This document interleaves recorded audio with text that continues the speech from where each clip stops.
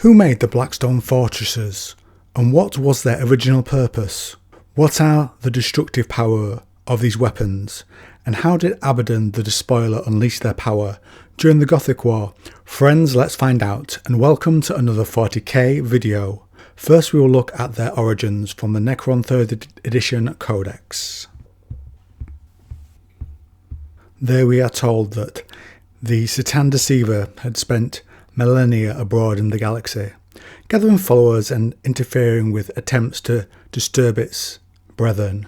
The messenger has living followers once more amongst the ranks of the Adeptus Mechanicus, and with them had gathered many pariahs to become its new slaves. It has even succeeded in locating the potent Talisman of Val, great weapons forged by the Eldar before the fall to destroy the Satan if they rose again. Through subtle machinations, the Deceiver has destroyed many of these awesome devices and placed the remainder beyond the reach of the Farseers for all time. Now, if you're listening to that, guys, the Talisman of Val, those are the Blackstone Fortresses, made by the Eldar and, in my opinion, with some help from the Old Ones, created to destroy the Satan. And with that little bit on that origin, let's dive back into the Gothic War and the lore we get from that. I'm going to cover the events of it in brief, with a particular focus on the Blackstone Fortresses. Within the Gothic sector, houses of the Navis nobility belonging to the navigators feel disturbances in the warp. Not long after, there is a raid on the planet Purgatory, where a device known as the Hand of Darkness was located. This was an ancient Xeno artifact. It was known through whispers from the Eldar. It was a weapon of power that could not be measured, and now it was gone, and another device, the Eye of Night, was also taken. And not long after, chaos struck when a massive warp storm cut off the Gothic sector. Chaos targeted bases and forge worlds during this attack. Several bases in the Gothic sector, 6 in fact, were based around the Blackstone Fortresses, and we'll go more into that now. The architects of the edifices, known as the Blackstone Fortresses, remain unknown, at least in this source I've drawn it from.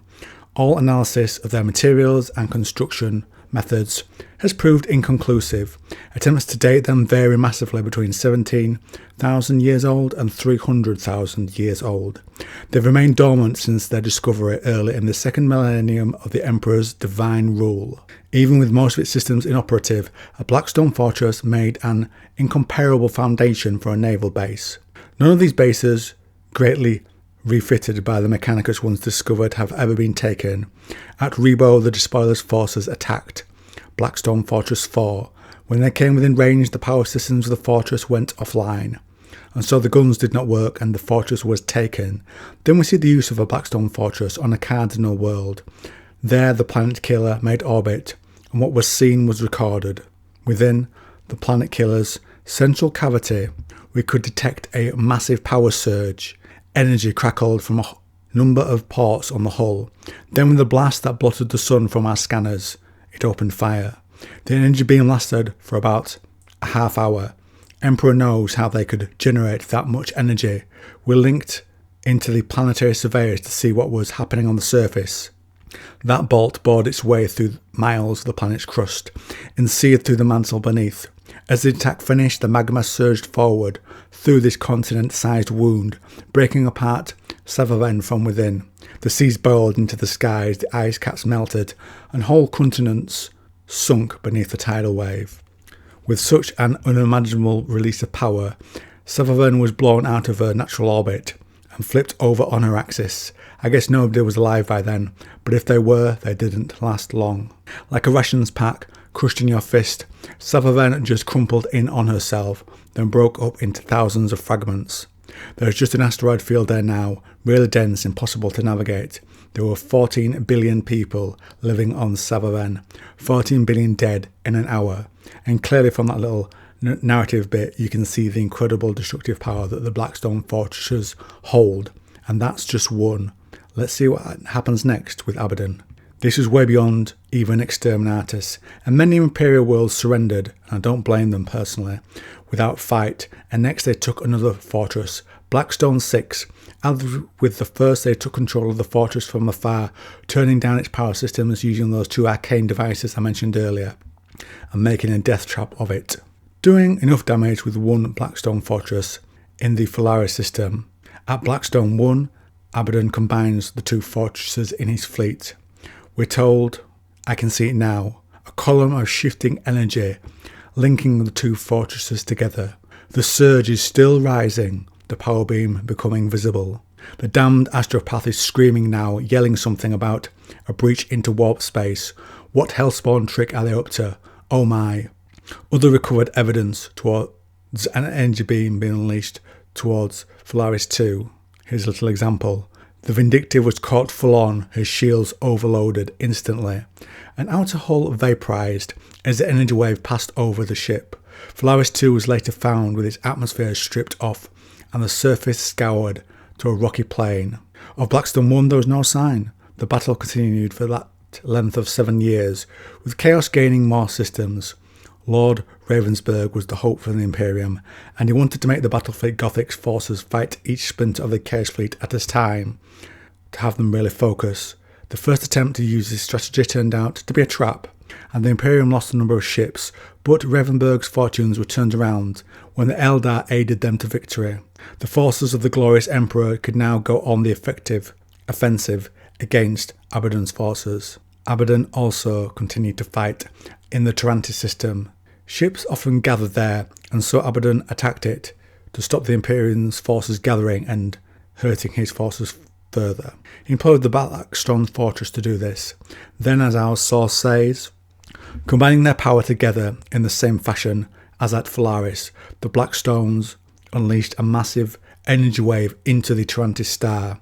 With their objective complete, the Chaos ships conducted a fighting withdrawal and then jumped into the warp once more.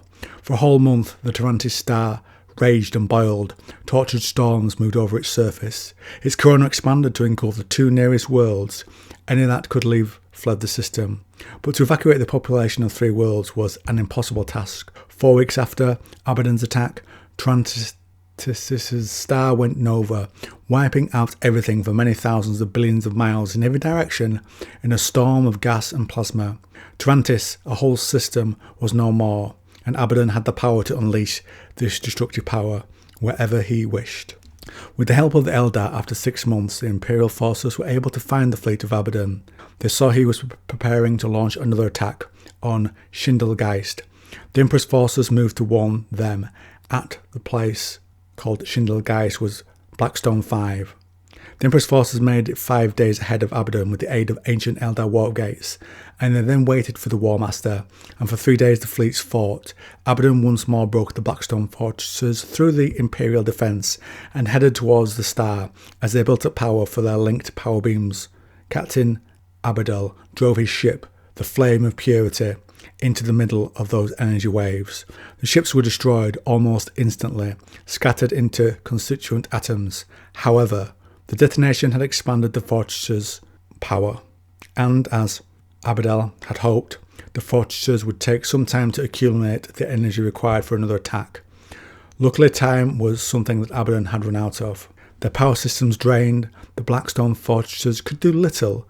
Abaddon managed to escape into the warp with 2 of them, after a lengthy chase to the edge of the Schindelgeist system and a jump into warp space, dangerously near to the gravity well. The Imperial fleet closed in on the 3rd, unleashing all their weapons, although still with little effect against the Blackstone Fortresses.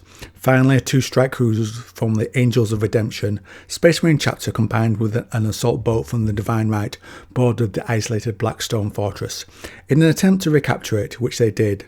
There was no crew though, and after an hour, a high-pitched warning could be heard. The forces on board managed to leave the ship before it was blown up, as were the others across the Gothic sector, as Abaddon wisely did not leave these weapons behind. And with that note, friends, I'll wrap up today's video on the lore of the Blackstone Fortresses and their effectiveness in the Gothic sector.